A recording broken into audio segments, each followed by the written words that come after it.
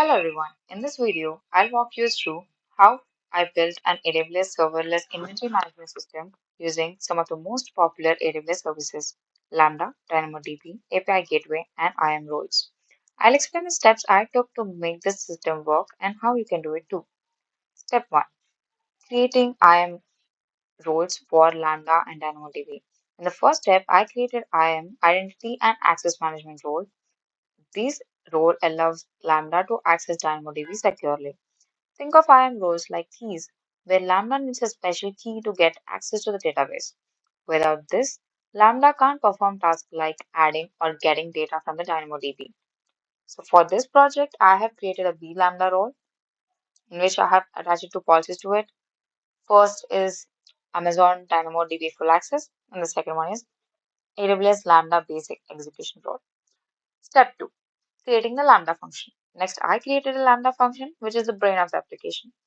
The Lambda function runs the code that performs actions on the inventory, like adding a new item or fetching details. This function runs serverless, meaning AWS handles the servers for me automatically.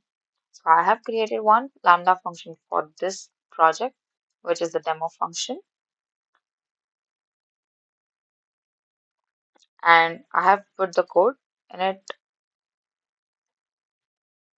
So I have created a index.html, inventory.html, Lambda function, and the success.html codes for this. Next, step 3. Creating a DynamoDB table. After setting up Lambda, I created a DynamoDB table called inventory underscore table. This is where all the inventory data gets stored.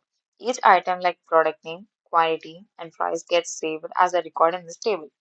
DynamoDB is a fast and scalable NoSQL database, which is perfect for this project. So I have already created the table and inserted some values.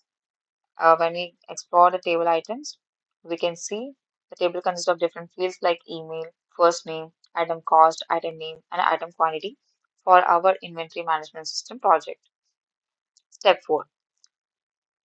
Setting up the API gateway. To allow users to interact with the system, I created an API gateway.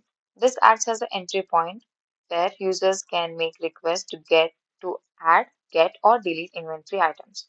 For example, if you want to add an item to the inventory, you would send a post request to the API gateway, which triggers the Lambda function to perform the actions.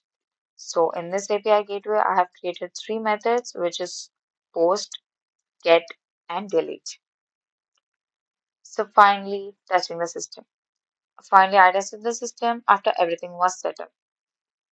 So when we go to the stages, we find a invoke URL through which we can access this project. So I have already added some new items. I have some items. So these are those. And we have a function to delete. And we can add here.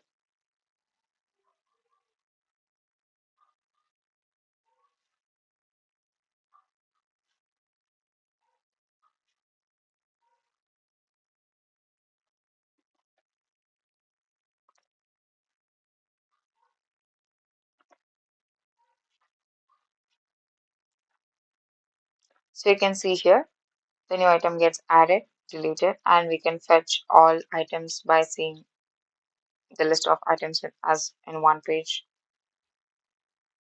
when we enter the view all items button.